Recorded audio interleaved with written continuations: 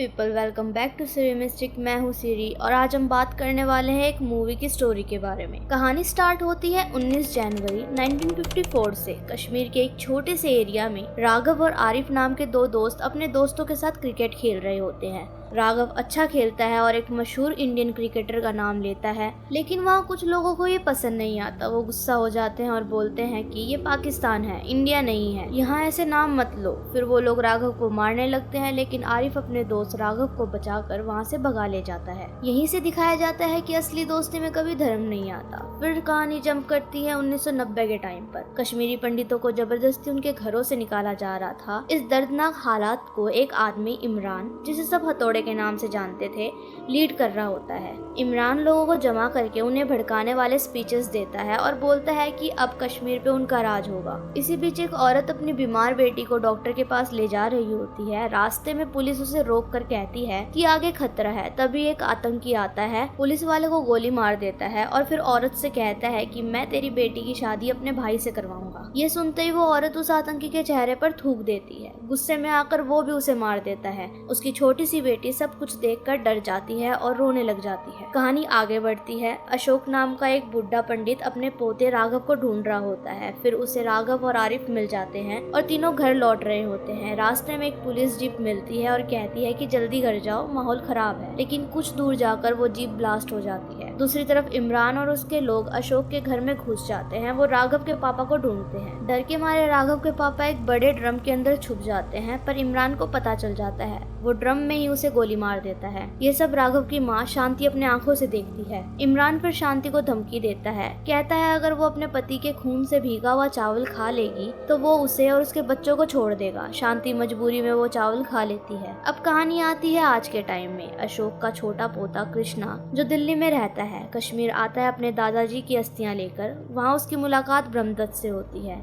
जो अब भी कश्मीर में रहते थे। थोड़े टाइम बाद अशोक के पुराने दोस्त डॉक्टर महेश, एक पुलिस ऑफिसर और एक जर्नलिस्ट भी मिलता है। कृष्णा को अपने माँ बाप की मौत के बारे में कुछ भी सच नहीं पता था। उसे सिर्फ इतना बताया गया था कि वो एक्सीडेंट में मारे गए थे। फिर कहानी शिफ्ट होती है दिल्ली यूनिवर्सिटी में। कृष्णा वहाँ प्रोफेसर राधिका के लेक्चर्स अटेंड करता है। राधिका स्टूडेंट्स को भड़काती है कि कश्मीर को इंडिया से आज़ादी मिलनी चाहिए। वो ये भी बोलती है कि 1990 में जो भी हुआ था वो सच नहीं है। कृष्णा धीरे धीरे उनकी बातों में आने लगता है और यूनिवर्सिटी के इलेक्शन में भी पार्टिसिपेट करता है। एक फ्लैशबैक में 1999 का सीन दिखाते हैं। अशोक और ब्रह्मदत्त एक दिन मिलते हैं। अशोक अपने बेटे की सिक्योरिटी के लिए चिंता जताता है, क्योंकि लोग उसे पुलिस का मुखबिर समझने लगते हैं। ब्रह्मदत्त उसकी हेल्प करने का वादा करता है। एक दिन मार्केट में अशोक और ब्रह्मदत्त सब्जी लेने जाते हैं। सब्जी वाला पाकिस्तान की करेंसी दे देता है, जिसे देखकर अशोक गुस्सा हो जाता है और ब्रह्मदत्त उस सब्जी वाले को अरेस्ट करवा देता है। ब्रह्मदत्त फिर सीएम से मिलकर पंडितों की सिक्योरिटी का इशू उठाता है, लेकिन सीएम उल्टा ब्रह्मदत्त को ही दोषी ठहरा देता है। आगे चलकर पता चलता है कि सीएम भी आतंकियों के साथ मिला हुआ है। अब हम वापस प्रेजेंट टाइम में आते हैं। ब्रह्मदत्त की वाइफ कृष्णा को उसके माँ बाप की पुरानी फोटो दिखाती है।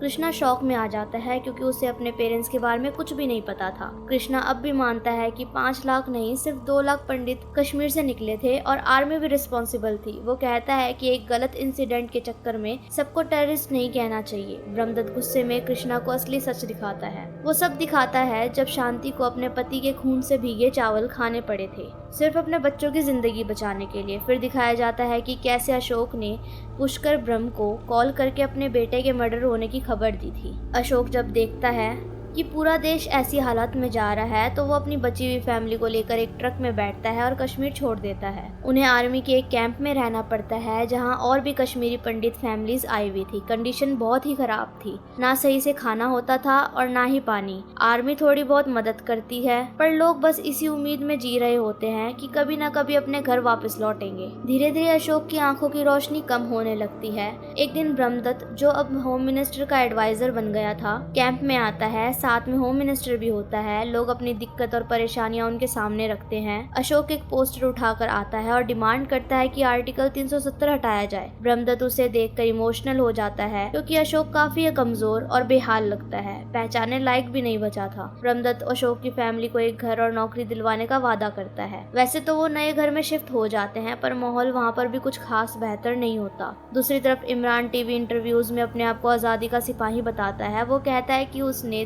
2025 लोगों को मार गिराया और अपने आप को हीरो समझने लगता है। ये सब सुनकर अशोक को बहुत दुख होता है। वो कहता है कि ये आदमी मीडिया तक पहुंच गया है तो जल्द ही पीएम तक भी पहुंच ही जाएगा। थोड़े टाइम बाद अशोक की तबीयत और खराब हो जाती है। मरने से पहले वो कृष्णा से कहता है कि उसकी अस्थियां उसके पुराने घर के आसपास ही विसर्जित की जाए। फिर कहानी वापस प्रेजेंट में आती है। ब्रह्मदत्त कृष्णा को असली सच बताता है, जिससे कृष्णा को समझ में आता है कि प्रोफेसर राधिका उससे झूठ बोल रही थी। राधिका ने तो कृष्णा को ये तक कहा था कि उसे इमरान से मिलना चाहिए। अगले दिन अशोक के पुराने दोस्त के साथ कृष्णा उस घर तक जाता है जहाँ पहले उनका मंदिर होता था, पर अब वहाँ टेररिस्ट फ्लैग होता है। वो लोग उस झंडे को हटा देते हैं और कृष्णा अपने दादाजी की अस्थियां वहीं विसर्जित कर देता है। इसके बाद कृष्णा इमरान से मिलने जाता है। जब कृष्णा को पता चलता है कि इमरान का असली नाम आरिफ है, जो उसका भाई राघव का बचपन का दोस्त था, तो उसे और भी बड़ा झटका लगता है। रास्ते में आरिफ अपनी पूरी कहानी बताता है और कृष्णा सीक्रेटली सब रिकॉर्ड कर लेता है। आरिफ कहता है कि उसका परिवार कभी भी पंडितों के खिलाफ नहीं था और राघव उसका सबसे अच्छा दोस्त था। जब कृष्णा फाइनली इमरान से डायरेक्ट मिलता है तो इमरान कहता है कि उसने किसी को भी नहीं मारा। उसके हिसाब से कश्मीरी पंडित अपने आप ही डर के मारे कश्मीर छोड़ गए थे और जो वायलेंस हुआ वो आर्मी की वजह से हुआ था। इमरान अपने आप को भगत सिंह और गांधी जी जैसे बड़े क्रांतिकारियों के साथ कंपेयर करता है। ये सुनकर कृष्णा का दोस्त प्रणव भी कंफ्यूज हो जाता है और ब्रह्मदत्त से बहस करने लगता है।